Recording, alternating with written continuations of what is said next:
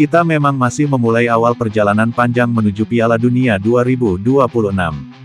Masih ada 8 laga lagi yang harus kita lalui, masih ada poin-poin penting yang bisa kita raih di laga-laga berikutnya, guna mendongkrak posisi setidaknya, finish ke posisi kedua fase grup atau minimal posisi 3 atau 4 agar tiket ke Piala Dunia, yang sudah kita perjuangkan sejak fase awal tak hilang sia-sia begitu saja.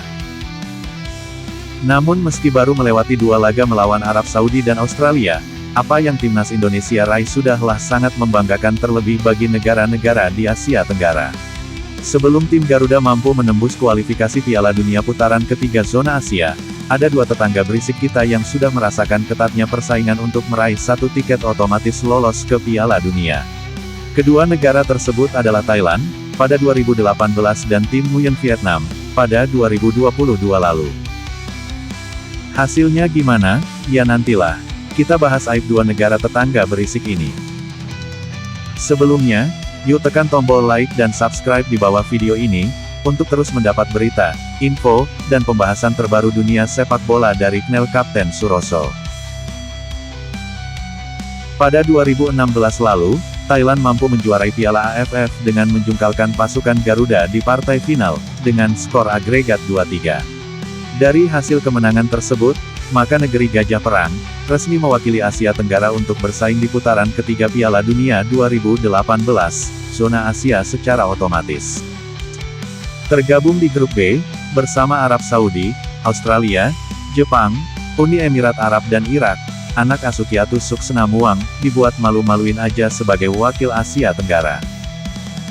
Thailand yang kala itu masih dihuni oleh pemain seperti, kiper handal, Sintawicai Hateratanakul, gelandang tangguh Canatif Songkrasin, hingga striker yang begitu ditakuti di eranya, Terasil Dangda, dibuat hanya memperoleh 2 poin saja dalam 10 laga.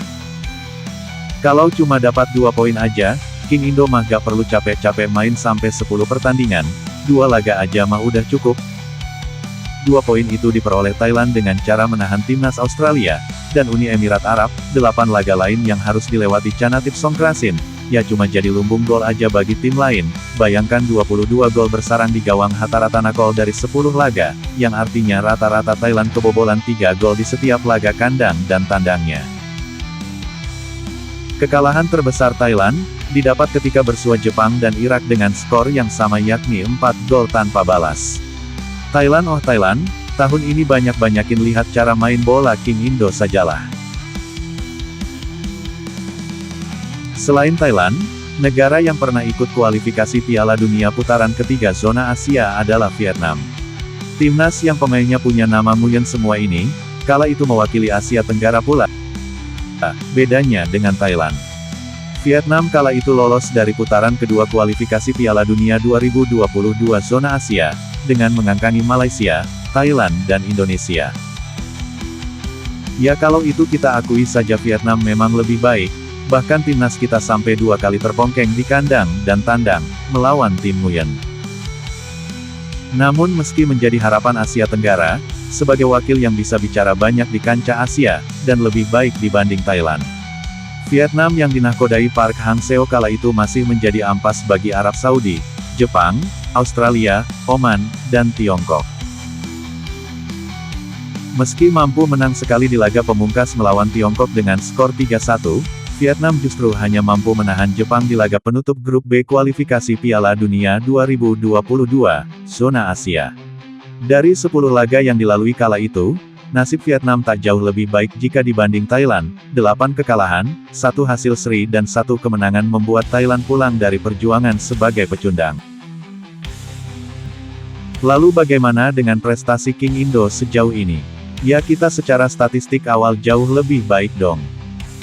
Jika di 2 laga awal lalu kita setidaknya mampu meraih 2 poin, tapi dari 2 laga awal baik Thailand maupun Vietnam, sama-sama menelan kekalahan tandang dan kandang, 2 kekalahannya pun mereka dapat dari 2 tim yang mampu kita tahan imbang sebelumnya yakni Arab Saudi dan Australia.